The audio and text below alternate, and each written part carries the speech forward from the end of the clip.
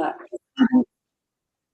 I was a professional social worker as such, so I have experience working with children coming from various backgrounds, children who have experienced trauma, and I've also worked in the area of processing adoptions with the children's home that I worked with prior to this. So yeah, I'm very passionate about kids and families being the best place for any child to thrive. I strongly believe that, and yeah, recently I picked up a job as a teacher where my child goes to Emma. She's starting second grade now.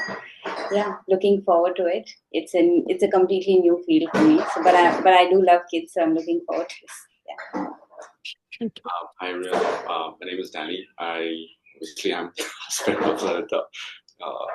I work as an senior finance manager at an IT company in Tech Global. I've been with them for quite some time, so yeah, that's what I do. Go in the morning, come back in the evening, and then spend time with the family. And yeah, weekends are the best times, I think. Yeah, I know, but yeah, so yeah, that's me. Thank you. Thanks, both of you. Yes. So let me start with. I think it's generally the usual question to start, and I know I have seen Emma's videos, and I'm sure most of them have not. So why did you decide to adopt a child with specifically visually impaired? What was the background, and what made you decide this? I think I'm the secondary person here. And I just started with Lalitha when she, after 2 years of marriage. So probably just give you a little bit of. We basically come from a Christian background, not trying to preach religion, but we come from a Christian background where God, the Bible talks about God adopting everybody, even though we're sinners, as His own child. So we thought, at least for me, adoption, because it was mentioned in the Bible, is not a big thing. I thought, I mean, I'm sorry, I might offend some people, but we thought it was not a big thing, and so we were open to adoption from the beginning when we got married, and also we got open. But probably Lali, obviously. So she's the one whom I really wanted to marry because of these these things, and she's been an inspiration to me as well. So we started off this as like that, and then Lali started working very closely with her profession in Kara and at Grace. What's that? Sorry. SEH, yeah. SEH, yeah, Community Homes, yeah. And she had a lot of insights, and then she came and she's, threw the ball. Yeah, let's go with somebody who might have a little more challenging way to adoption. And yeah, so we were like, okay, fine, let's do it. And then we enrolled for special needs. And then I would say, yeah, that was tough on me. It was tough on me. Like I was not expecting the number of cases, the situations, profiles to come through.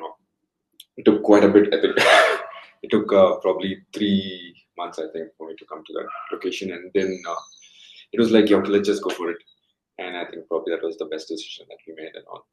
Yeah. So, but adoption has been on our heart. It's been every family. I like what Lalit says. She says every child deserves a family. That's great, yeah. So yeah. Yes, Lalita. So what made you decide to adopt a child with special needs? What was your thought process? So I said, main part of it faith, but apart from alongside, I think working with children with various kinds of disabilities, I've only seen that um, they are a child as much as any other child, and they are created so uniquely. All they would need is a loving family environment where they will thrive. And I've seen that being possible.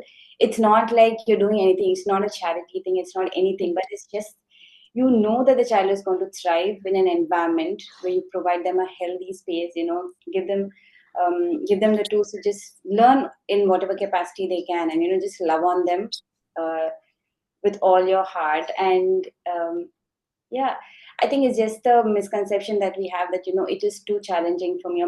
We all have that scared feeling before we even step in. But seeing the kids thrive, I've also seen children with blindness. I've seen families who've have children with children who are blind, who have adopted children who are blind.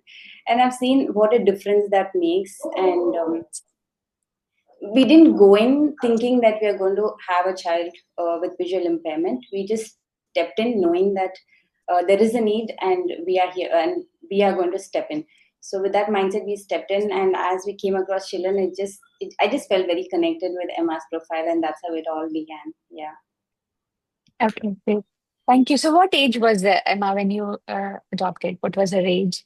13 months. 13 months. So, Yes. can you tell us a little bit about the initial days when she came home? How did you prepare yourself? And, what were some of the memories of your early days of adoption? So it's funny because we knew at the moment we reserved, it was just like, she's our daughter, let's go get her. So we were very excited, like any parent, to just bring their child home. So frankly speaking, it's not like we're very equipped with how to handle blindness as such as a subject. Okay, it was not much. We just knew that she's going to come home. We're going to, yeah, she's just going to be our daughter. With that, we just stepped in, and we had. So as soon as we reserved, we didn't. Though we knew what was going to happen, the moment we reserved is like, in 10 days you have to go meet your child. So and we haven't spoken to anybody about it yet. So we had only 10 days to even inform our not we only our immediate family members knew that our parents. Apart from the friends and all, we had to inform everybody, and we just did the basic things. Set up our home for a baby. We got clothes, cribs, and that is the only thing we did, basic stuff. And then we went. We went to the we had to go to Orissa. So it's a beautiful drive. So we did go there. The moment we met Emma, I think the most the best thing that I remember is when Danny held Emma and he just had tears in his eyes. It was just, we didn't speak much. There was nothing much. It was just it's a very small star. There were only two babies when we went, and yeah, that's one thing that I profoundly remember, the connect that Danny felt the moment he held Emma. So that's I feel the love, the bonding will come. It can be instant. It might take some time, but you will connect with your child like how you would to your biological child. Anything. I think it will come naturally to you because that is, if your heart is there, your heart is desired for adoption. I think when the child comes in, it automatically builds that bond and get things going. And one of the funny things was we didn't know how to. We didn't have much information. We didn't get proper information from the SAR, so we hardly took any things. And it was a small SAR. We couldn't buy many. It was a very small town, so we didn't have access to a lot of things. So yeah, we had to get running and go. Basically, Danny had to step out and go search for things for food and milk and all that. Yeah, so we didn't know the basic things about the milk nipple not having a hole. So it was very funny. Our whole flight journey, we were trying to feed her milk, and she was like, we didn't realize there was no hole. So yeah, yeah. Okay. No, thank you so much. I think that's such a moving, journey you've had, considering that you went in with, your whole heart to adopt a child who's visually impaired. Um, so what are some of the challenges in the early days? I'm sure, there would have been some. Uh, w- Tell us how you also address those challenges, how you face those challenges, if there were any, and what did you do to prepare Emma, as well, because Emma also has been displaced. How did you prepare Emma as well? Yeah, I think that's a great journey. Actually, I would say when you look at it, it looks like as if everything fell in place, and we didn't really have to do any kind of we didn't really have to put any kind of efforts and all. But I would say, first thing, I had a challenge with myself. I was like any other anxious person, you're taking a role of a father. So the question was whether I would have the love for the child. Where is that love going to come from? All this while we were just dating. Then we got married, and then so it had been quite a few years that we were together, and that's how we kind of we had friendships, and then started to love, and then got married. So I was like, I mean, how's that going to work out? And so I was questioning where would the love for a child come from me? Will I have it? Because Lali that definitely has it, but I was skeptical about my thing. But I think the moment the Sarkais gave Emma's video, I think that was a game changer. There was there was a lot of, I don't know from where the love came in, but the love for as a father has for his daughter just came through. I think that was something that I didn't expect. I don't have words to tell where it came from, how it came from, but I think the moment you get into that role, I think you would probably get it. So we were like the moment we knew that actually we because Emma was needed some kind of helps and all. We were not really sure how our parents would actually take it. We were not sure how the society would take it. So in fact, actually, we were very defensive in the sense we were like, come what may, if you guys want to be rude with us, I don't care. We will just cut our boundaries and all of that stuff. But nobody's questioning or nobody's pointing a finger at our family. So we were thinking we don't know. I mean, I just didn't know how that came through, but that came. But nothing like that happened, thankfully. In fact, everybody who came in, the moment Emma came in, they were just only love. Like even till now, actually, whomever we meet, nobody's just staring at us. Nobody's looking at us. Everybody is, they welcome Emma as well. They love her a lot. So that was the questions that came through me. The other thing was, I think Emma was in a where she was very comfortable only with women. So it was so she was not really comfortable with men and all. So I had to take a little bit of time to journey along with that. But having said that, I was the first person to hold her, and she was great, and I made her cry the first day also. So that was fun. But yeah, I think it was a journey where she came in. She was not comfortable with men, but she instantly connected with Lali, I think, and that was pretty much a great thing. In fact, actually, we had to drive down. We had to drive down the next morning for 8 hours, and the only catch was Johnny, Johnny, yes, Papa. I think that was one line Lali got and everyone got connected.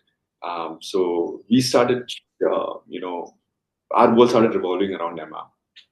Trying to make sure what she is more comfortable with. Like, for example, if she was not comfortable with me, I was not going and, trying to force her to love me.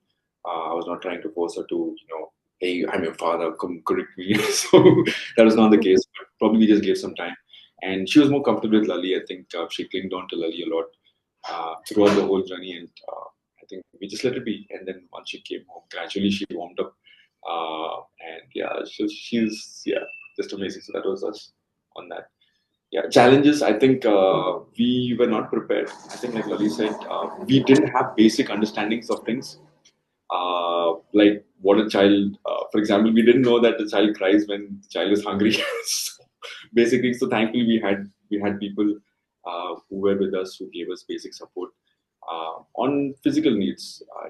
What to do at what time, what to feed. Okay, the child's having constipation. Do we do about it? Reach out to XYZ, understand things. So I think we had a little bit of help there as well. Obviously from the parents and supporting. Okay.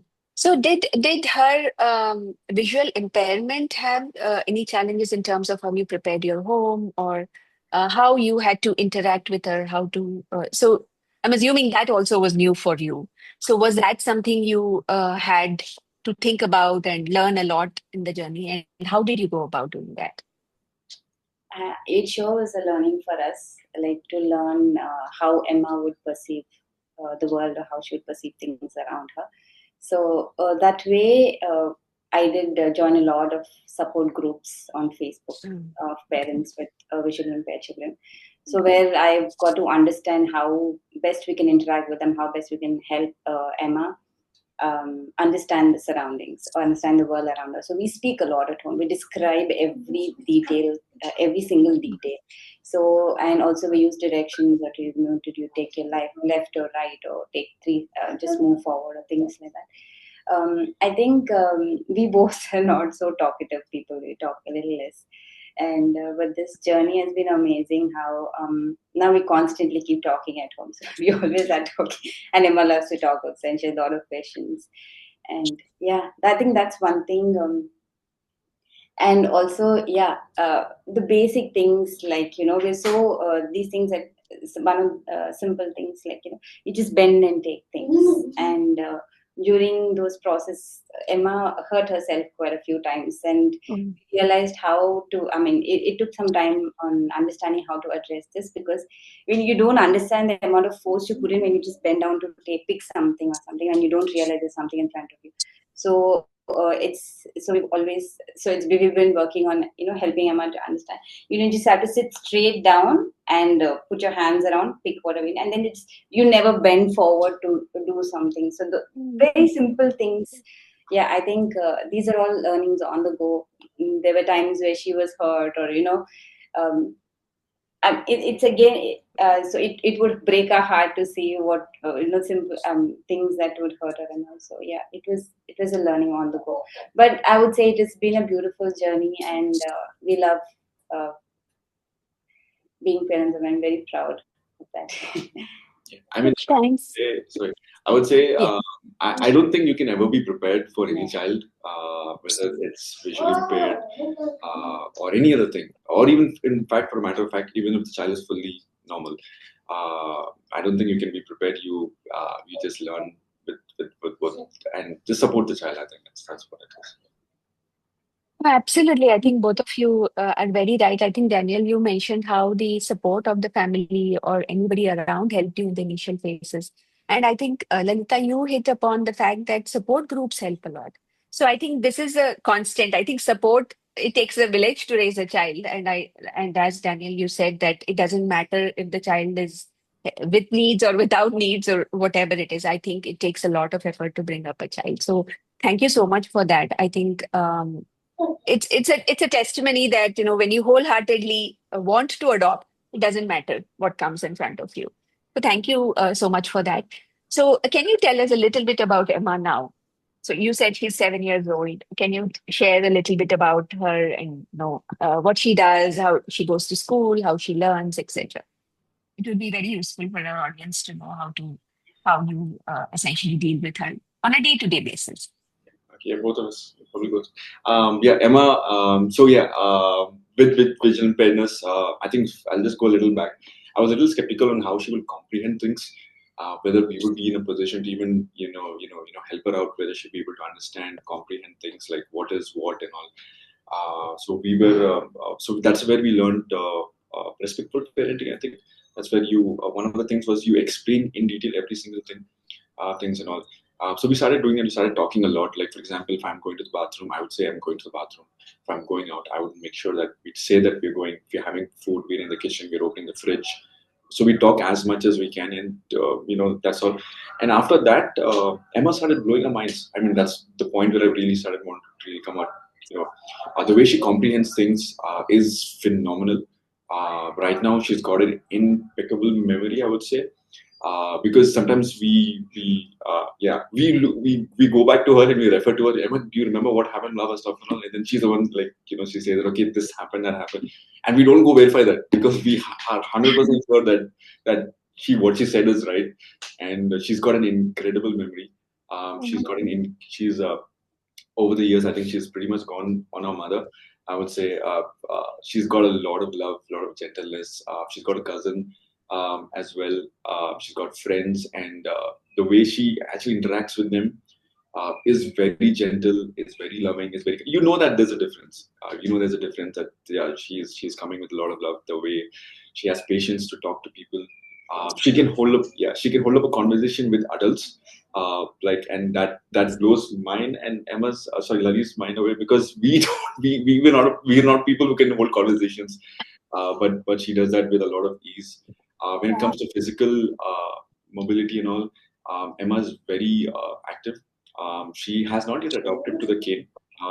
For some reason, she'll take some time for that. But apart from that, she's able to run, she's able to jump, she's able to do every single thing. Like, for example, if she wants to go to a play zone, she can go inside the play zone by herself. She can go on slides. She can take the stairs. She does a lot of stunts. So we've got a monkey bar. So that kind of hangs. It's like a rod. and then it's hanging from the wall. So she goes onto that. She flips on that. She goes on top of it by herself, hangs by one leg down. So she does most of the things that a normal kids do not do. And that kind of again blows our mind away. She physically she can skate. She's trying to get onto the skateboard. So she's really good in everything that she does, and very confident. I would say very confident in yeah, in anywhere, any situation. She's been doing music classes as well. So she's singing. So she last year I think she sang at Amirpet Metro Station for World Music Day. So that was confidence, and yeah. So she's doing a lot. I think I would say. There's a lot, but I think I'm just obviously missing things. Yeah.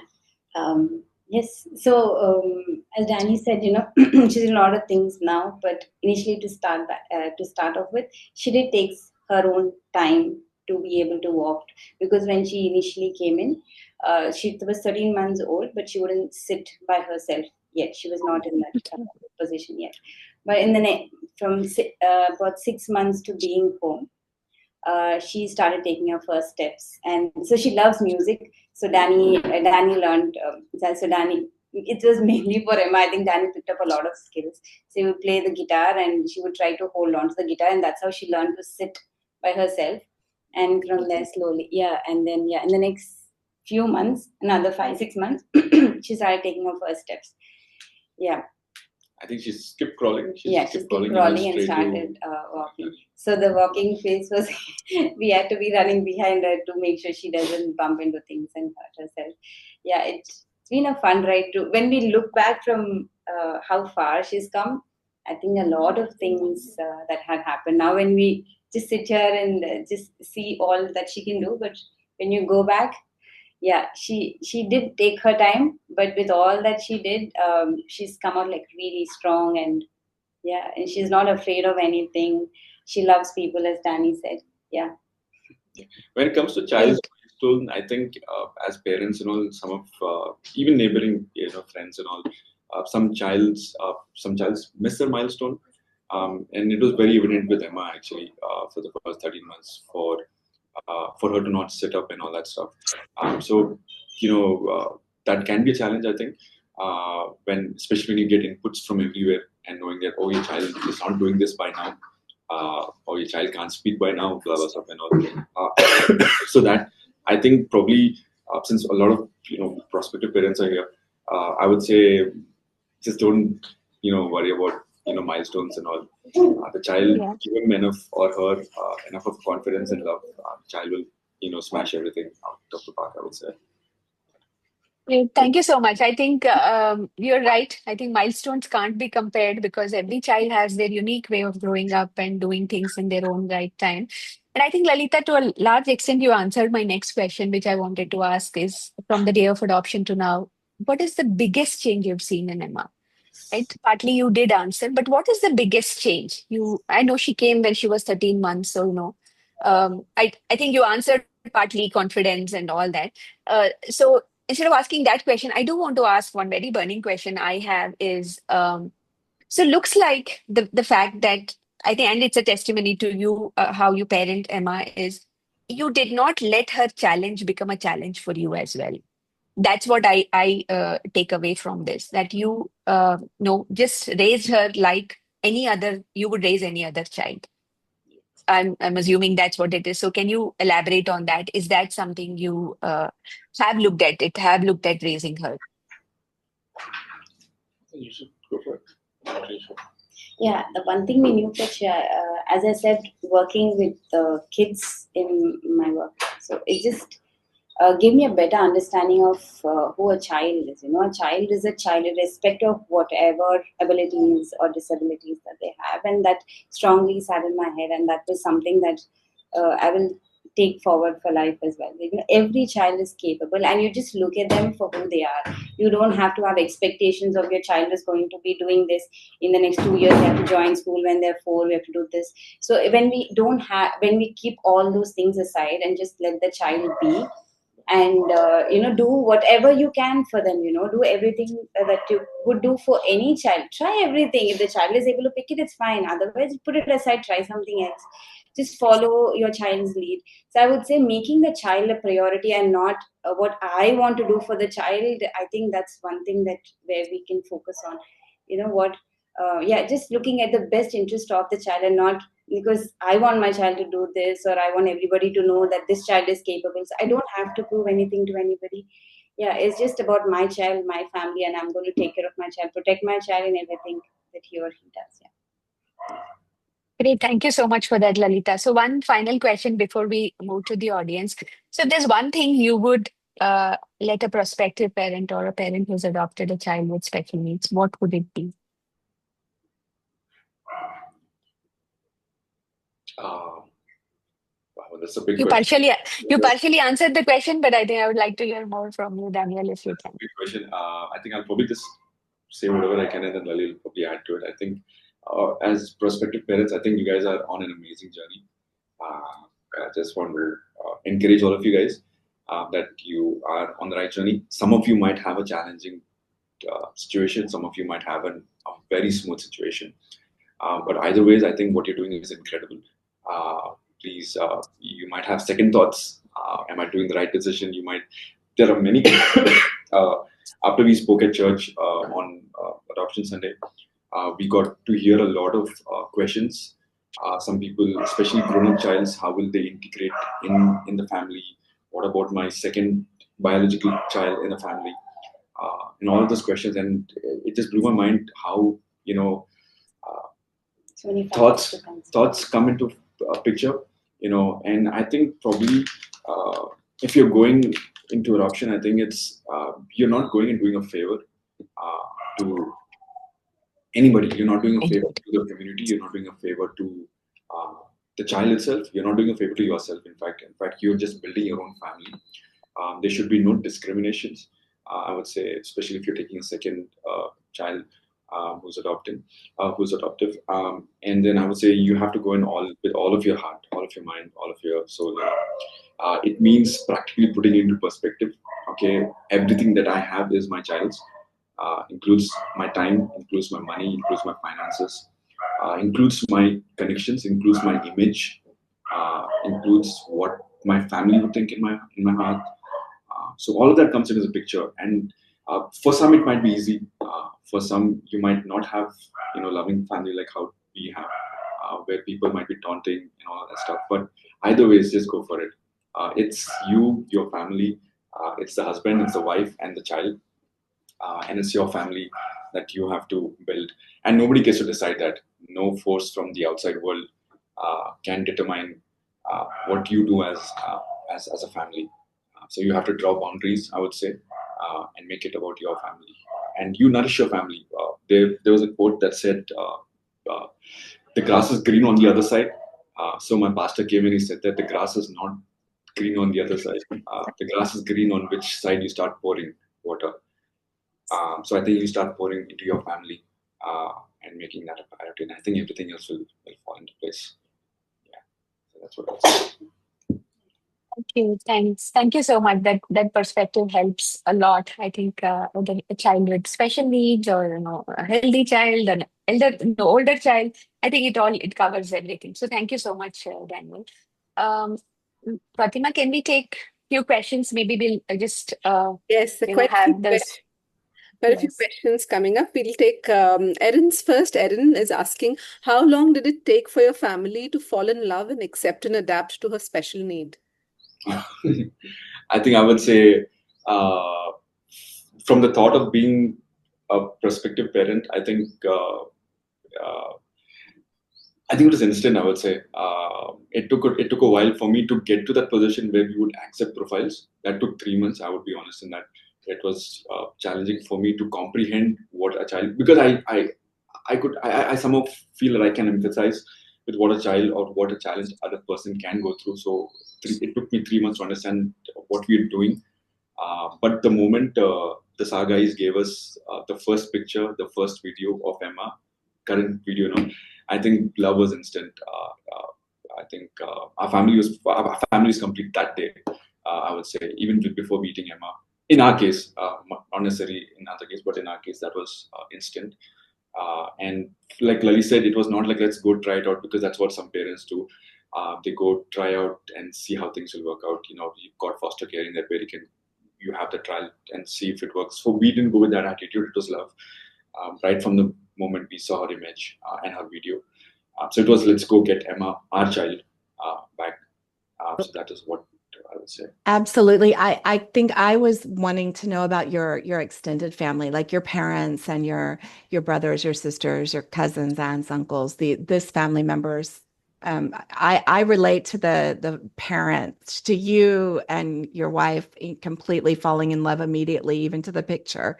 But I'm just wondering how long did it take for your extended family to get to that point?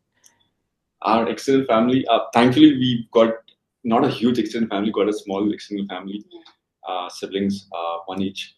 We were a little scared, I would say. Should not be doing this, should I? I was a little scared of two people.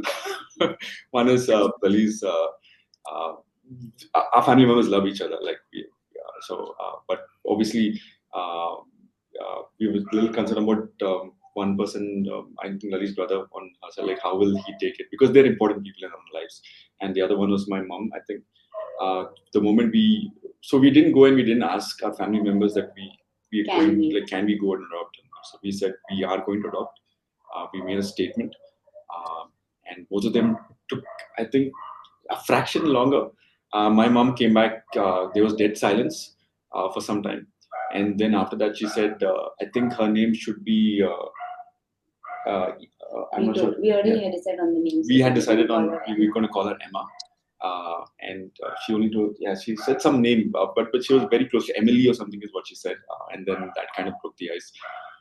Rakesh, Lali's brother, came up with a lot of support, a lot of love. And they adopted, or they took in Emma immediately. Yeah, it was just great, I would say. With our family, I think it will not be the same with every family for sure, but with our family, as we said, it was just his parents, my parents, and our siblings and their family. So it was as soon as Emma walked in, and I think it was instant for them as well. They had no more questions. There was nothing.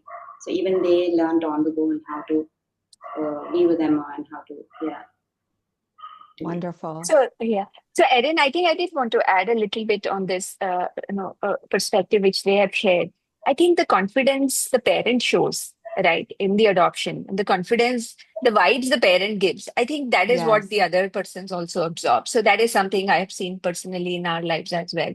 So I think that is something every parent has to be sure. They need to be 1000% sure that this is what they want to do. And when that comes across, I think nobody can really say anything about, or the adjustment. Everything I think happens automatically.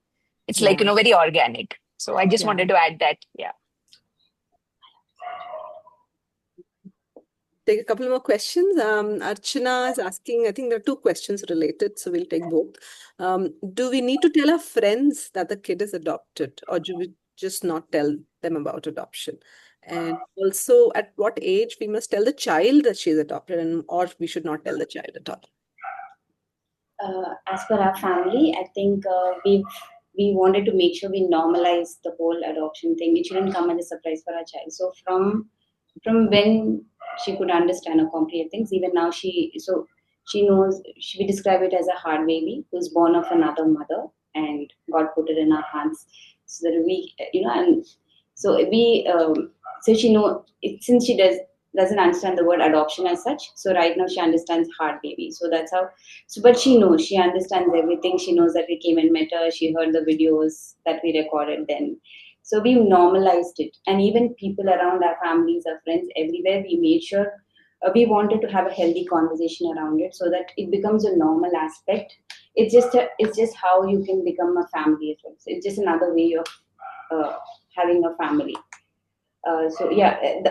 According to our as we practice that, we want to make sure we normalize everything. So from Emma to everybody around, we have a healthy conversation around it, and we are very open to talking about it. Yeah. I think that can be a little challenging. I think so with friends and all. But I would say if you have those type of I think it's good to have an open conversation with them. The moment you become parents, your outer world kind of shrinks a little bit, and all the important people start remaining in your life intact. So I think at that time it's good to have you are the first person who's talking about it, rather than they having questions. It's like addressing the elephant in the room. I think it's important that you take the initiative. You decide on how you want others to perceive your family, how others to perceive your child. So you take the initiative, you talk to them, and you'll get to know if and the people who remain with you will be the persons who will also be interested in your child's growth, I would say. So yeah, that's what I would say. And when it comes to the child, I think it's all different.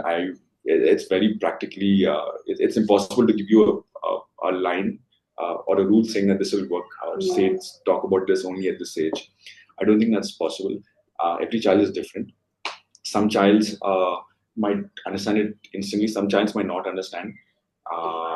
But I think if it comes into family, I think I would definitely prefer that you, being the parents, talk to the child first, rather than the child finding out from some other sources, some other and don't make it too late. I would say, don't let the child get to know about it way later. Like, what is this and what is this new thing? And yeah, so I would say I think as parents should be the first person to talk about it, and talk it in such a way that you set the tone in which you want others also to address that issue. I would say, so you want to normalize it, just put a straight face and say, this is my child. We've adopted. We became a family. We became a family, and close the sentence there. You don't have to give explanations. You're not justifying your decision. You're not convincing them. You're not asking them for their love. Your family is complete with you as parents and the child. Yeah, and they're adding to your life, I would say.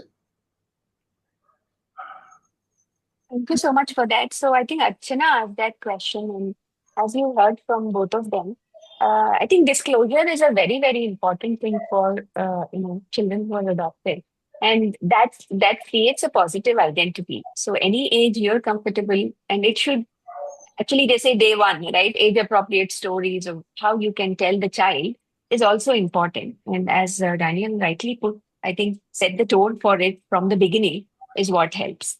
Yeah. Thank you. There's a question from Preeti. I was very happy to hear that Emma is a confident person. Do you have any reflection on what you did to make that happen, especially if she had questions on her adoption story? Questions. She definitely has questions. I think it's being honest. There's a lot of questions. Yeah, a lot of questions. I think the first thing is to be honest, to be truthful, to put the facts out there.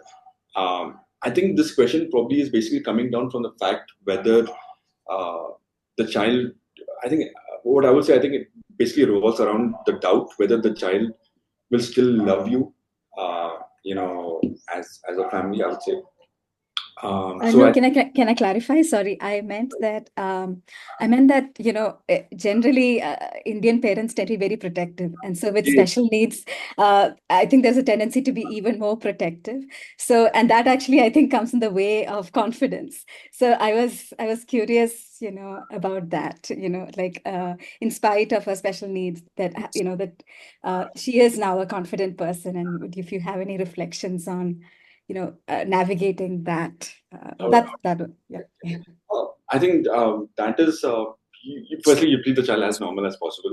Second thing is you don't be a clingy parent. You got to learn to let go when you have to let go. If the child is walking, there's no point in holding her hand and walking beside her immediately and being that clingy. I mean to say, you have to let the child go, be free to explore, be bold enough to watch your child fall in front of you. I'm not saying this recklessly, but I'm saying this with a lot of confidence, because what really matters is how your child gets up, and you're there with the child. You're there right beside your child, knowing that, hey, I think you fell down. Okay, this is how you got to get up. That's okay. You fall down. Everybody falls down. Everybody gets hurt, and then you get up from that.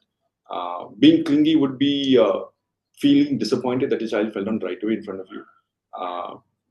Or rather, I would say being clingy is trying to make sure that the child doesn't even fall. I think that is, I would say, maybe negative parenting, where your child is always dependent. No, I mean, child is pretty much dependent. I've seen some families overprotective, thinking that they are doing a lot of, that they are showing a lot of love. But I think that's, in a way, not allowing the child to grow up independently as well. You got to teach your child how to make decisions. You got to teach your child how to walk. You got to teach your child what he or she should do when they fall down.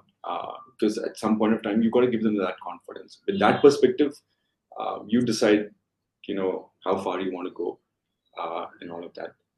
Letting your child follow doesn't mean that you're standing 1 kilometer away. It doesn't mean that you are, not involved in her or his daily conversations. It's not that. It means that you're right beside them. Your hand is right. So, for example, Emma's riding the bicycle. I let go of her hand of the bicycle, but my hand is right beside her. I'm giving her that independence that she can, wobble around on the cycle. She can go around in circles, but I'm still right beside her. So I think that is what I'm trying to really say. And when it comes to her friends and all, like for example, some of the other parents as well, they're always with the child, even with the child is going, and having independent conversations. I think it's important that you let the child learn certain things firsthand as well. And I think one more thing is we always wanted to add humor to what we do. So initially, as any parent, we were like very protective about everything. So I wouldn't let if anybody is making a comment, I would take them out of the situation and and things like that. And slowly we've started to help Emma address it. So if someone asks a certain question, how she can actually respond and how she can, address that, especially the exam. We have a lot of, because kids are curious and this thing is, they ask a lot of questions, and when she's on her own or when she's at school and all. But she's now come to a place where she can answer it by herself, and also we laugh at things. We just make sure we laugh it out so that it doesn't become like, your child doesn't feel the aspect of pity or anything in that aspect. So things like sometimes one of the funniest things is. So friends, anyone says, okay, now Emma, close your eyes, I have to do this. It's like, why I should close my eyes? I can't see. So the things that for her, like normalizing it, that she herself came up with it, okay? So, and we laugh about it. So I think that helped build her confidence of who she. So we want her to be comfortable with who she is, okay? If she's someone who's taking support of a wheelchair and leading her life, we want her to be comfortable. Understanding that that's normal for her, and she doesn't have to be ashamed, or she's not any less compared to any other child. So I think that helps. If you have anything else that you want to know, you can probably Can I ask something, Lalita? So you did say, how you have helped Emma interact with, answer the questions. Can you give an example of what an adult has asked Emma and Emma has responded? I know sometimes children are can be a little bit because they're unfiltered, right? But anything which an adult has asked, an example, if you would like to share, that is, and how Emma has responded to that. And as you said, maybe with humor added to it. With adults? But we've seen some adults, clap and say, turn this side, can you hear me? Do you know my voice? Oh. Those things, like, immediately it gets to us, okay? It's like, you don't have to do that. Can you just talk? So sometimes we just take her out of the situation. I just smile at them. I've never been rude to any, and since I've never answered rudely, I just give them a smile and just we don't respond and just move out for them to understand it was not appropriate. So things like that. I think personally, as such, she didn't have to answer to an adult so far. We've been, we don't pressurize Emma as well at the same time. For example, if an adult comes and says, "Hey, Emma, hi," and they try to put a lot of pressure on the child, saying, "Can you reply hi back to me?" And all of that. So probably I think that's where we pitch in and say, I think Emma can respond when she wants to respond. So we played around the rules right in front and saying that or maybe we might just jump in and say, I think Emma's not really comfortable. We'll get back to you sometime later, something like that. And so not everybody has an intention, unknowing intention of harming. I would say that's not the intention. But unknowing, they might not be aware that the child might not be comfortable with their approach.